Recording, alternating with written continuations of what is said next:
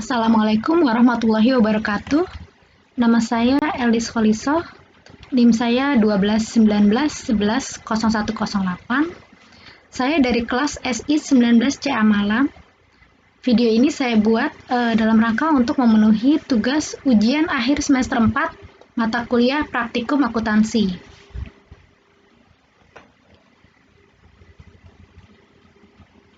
Di sini ada soal untuk neraca saldo dari New Theater per 31 Desember 2020.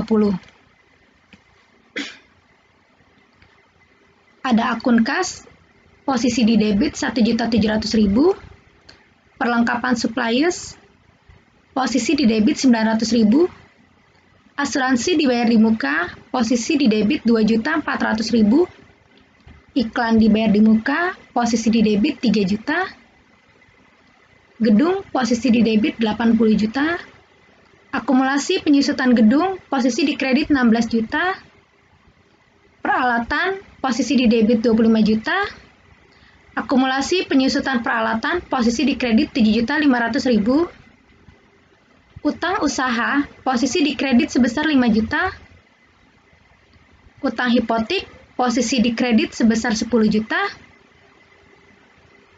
modal Muhammad Dudung posisi di kredit sebesar 50 juta, price Muhammad Dudung posisi 1 juta di debit, pendapatan penjualan tiket posisi di kredit sebesar 40 juta, pendapatan iklan posisi di kredit sebesar 3 juta, beban gaji posisi di debit 6.500.000, beban sewa film posisi di debit 8.500.000, beban pemeliharaan gedung posisi di debit 1.500.000, beban bunga posisi di debit 895.000, dan beban serba-serbi posisi di debit 105.000. Totalnya sebesar 131.500.000 di posisi debit dan juga di posisi kredit sebesar 131.500.000. Ini untuk neraca saldo per 31 Desember 2020. Data penyesuaian per 31 Desember 2020 yaitu persediaan perlengkapan sebesar 200.000, asuransi dibayar pada tanggal 1 Mei untuk 1 tahun, iklan dibayar di muka sebesar 3 juta rupiah untuk 50 kali penerbitan. Iklan yang telah diterbitkan sudah 40 kali. Penyusutan gedung sebesar ditetapkan 5%, penyusutan peralatan ditetapkan 10%, gaji bulan Desember yang belum dibayar sebesar 250.000 dan bunga yang masih harus dibayar sebesar 50.000. Berdasarkan neraca saldo dan data penyesuaian di atas, buatlah di Excel 1. Jurnal penyesuaian, 2. Kertas kerja, dan 3. Laporan keuangan. Pertama, kita buat dulu jurnal penyesuaian. Jurnal penyesuaian New Theater per 31 Desember 2020. Berdasarkan data penyesuaian per 31 Desember 2020, di sini diminta persediaan perlengkapan sebesar 200.000. Kita bisa lihat data di neraca saldo. Perlengkapan itu sebesar 900.000 rupiah. Maka di jurnal penyesuaian kita buatnya 900.000 dikurangi 200.000 sama dengan 700.000. Akun yang kita masukkan yaitu beban perlengkapan posisi di debit 700.000 dan perlengkapan posisi di kredit sebesar 700.000. Lalu yang kedua, asuransi dibayar pada tanggal 1 Mei untuk 1 tahun. Di neraca saldo, kita bisa lihat asuransi dibayar di muka sebesar 2.400.000 itu untuk 1 tahun. Maka akumulasinya yaitu 2.400.000 dibagi 12 bulan sama dengan 200.000 rupiah per bulannya. Periode Mei sampai Desember kita hitung sebesar 8 bulan, maka 8 dikali 200.000 sama dengan 1.600.000. Lalu di jurnal penyesuaian kita masukkan beban asuransi sebesar 1.600.000 di debit dan asuransi dibayar di muka sebesar 1.600.000 di kredit. Lalu selanjutnya, iklan dibayar di muka 3 juta untuk 50 kali penerbitan. Iklan yang telah diterbitkan sudah 40 kali. Di jurnal penyesuaian kita cantumkannya berarti 3 juta itu untuk 50 kali penerbitan. Berarti 3 juta dibagi 50 sama dengan 60.000 per 1 kali iklan diterbitkan. Sedangkan yang diterbitkan sudah 40 kali. Maka 40 dikali 60.000 didapat angka 2.400.000. Kita masukkan di jurnal penyesuaian yaitu beban iklan, posisi di debit sebesar 2.400.000 dan iklan dibayar di muka, posisi di kredit sebesar 2.400.000. Lalu selanjutnya ada penyusutan gedung ditetapkan 5%. Di neraca saldo, gedung senilai 80 juta.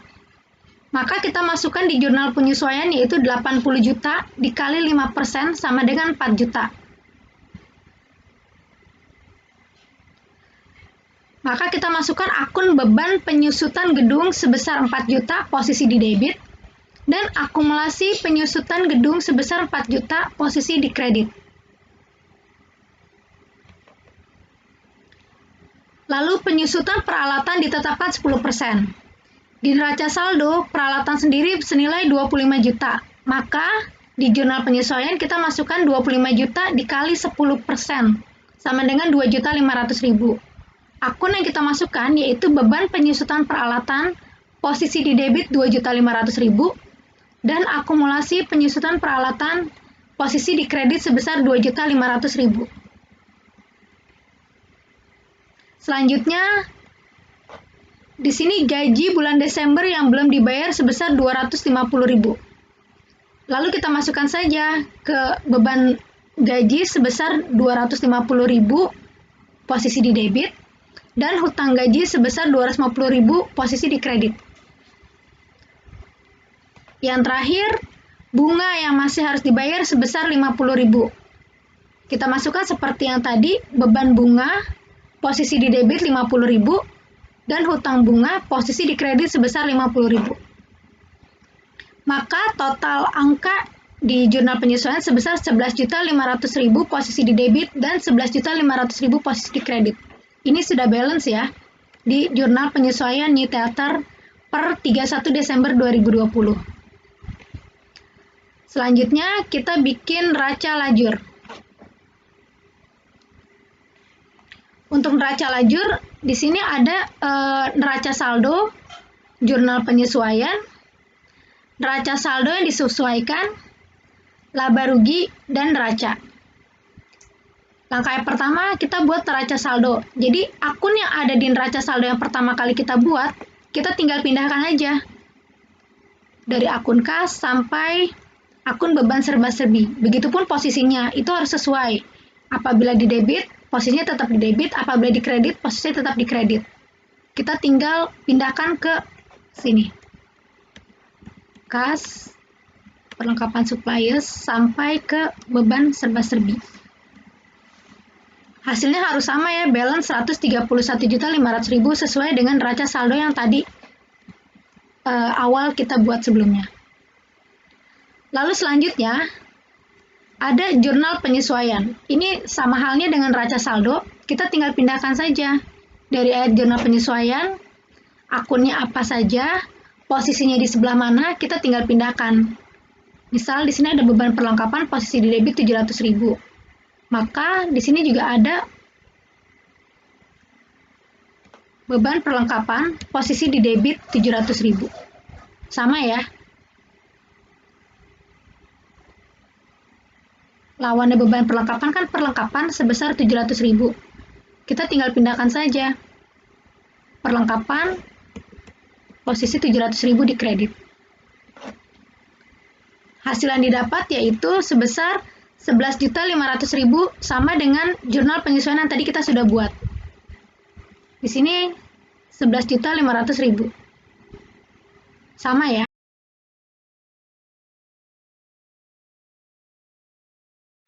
Setelah jurnal penyesuaian, maka ada namanya neraca saldo disesuaikan. Angka yang didapat yaitu dari total penjumlahan antara neraca saldo dengan jurnal penyesuaian. Apabila neraca saldo posisinya di debit dan jurnal penyesuaiannya juga di debit, maka hasil yang didapatkan yaitu neraca saldo disesuaikan posisi di debit. Begitupun sebaliknya, apabila neraca saldo posisi di kredit, jurnal penyesuaian posisi di kredit, hasilnya juga sama, akan ditotali dijumlahkan posisi di kredit di jurnal di neraca saldo disesuaikan. Tapi apabila neraca saldo posisi di debit lalu jurnal penyesuaian posisinya di kredit, maka tinggal dikurangi aja. Seperti contoh pada perlengkapan suppliers. Di sini kan angkanya 900.000 di debit pada posisi neraca saldo. Lalu di jurnal penyesuaian posisinya berada di kredit sebesar 700.000.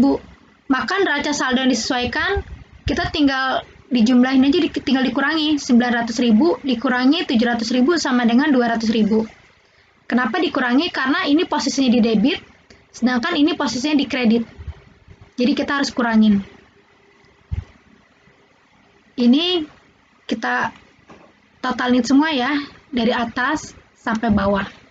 Begitupun untuk akumulasi penyusutan gedung. Posisi di kredit 16 juta, di jurnal penyesuaian juga sama, posisi di kredit sebesar 4 juta. Kita tinggal jumlahin aja, karena sama-sama posisi di kredit, kita tinggal tambahin 16 juta tambah 4 juta sama dengan 20 juta, posisinya sama. Di kredit juga untuk di neraca disesuaikan. Itu kita totalin sampai bawah. Hasil akhirnya harus balance ya. Di sini posisi di debitnya 138.300.000, begitupun posisi di kredit sama dengan 138.300.000. Ini balance. Selanjutnya ada laporan laba rugi. Untuk laba rugi, akun-akun yang kita masukkan hanya akun pendapatan dan akun beban. Jadi kalau di sini akun pendapatan posnya di kredit, tetap kita masukkan posisinya di kredit. Begitupun beban. Kalau beban posnya di debit, kita masukkan juga di debit. Jadi dari akun neraca saldo disesuaikan, kita langsung ke laba rugi. Jadi angka didapatkan dari neraca saldo yang disesuaikan. Total pendapatan sama dengan 43 juta. Sedangkan di sini total beban sama dengan 29 juta. Karena total pendapatan lebih besar dibandingkan dengan beban yang dikeluarkan, maka perusahaan mengalami keuntungan sebesar 14 juta. Jadi kita tinggal kurangin aja, 43 juta dikurangi 29 juta sama dengan 14 juta. Karena hasilnya lebih besar, maka dia mengalami keuntungan sebesar 14 juta. Laba bersihnya 14 juta. Setelah laporan laba rugi, kita ada neraca. Neraca ini berisi akun-akun aktiva dan pasiva. Di mana akun aktiva itu ada kas, perlengkapan, asuransi, gedung, iklan dibayar di muka, akumulasi penyusutan, dan juga berupa akun-akun hutang. Kalau hutang itu masuknya akun pasiva, karena dia masuknya ke kewajiban. Jadi semua hutang-hutang juga dimasukkan ke sini. Terus ada juga ekuitas. Ekuitas itu masuknya itu modal. Begitupun prive, dia masuknya ke akun pasiva.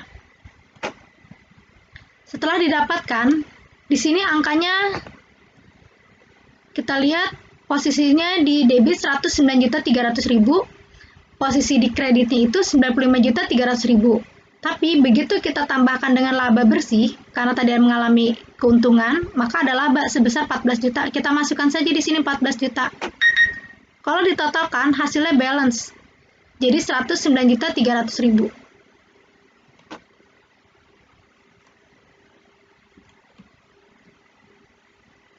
Selanjutnya ke laporan laba rugi.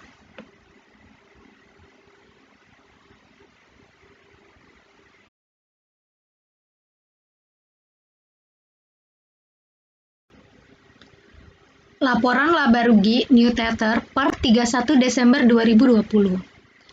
Akun-akun yang kita masukkan, seperti yang tadi kita lihat di neraca lajur, bahwa laporan laba rugi, maka akun yang dimasukkan itu hanya akun pendapatan semua pendapatan ya, kita masukkan di sini pendapatan penjualan tiket sebesar 40 juta dan pendapatan iklan sebesar 3 juta.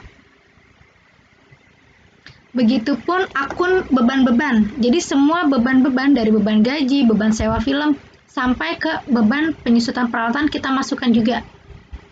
Jadi kita masukkan ya satu persatu ya, beban gaji, beban sewa film, beban pemeliharaan gedung, beban bunga, beban serba-serbi, beban perlengkapan, beban asuransi, beban iklan, beban penyusutan gedung, beban penyusutan peralatan.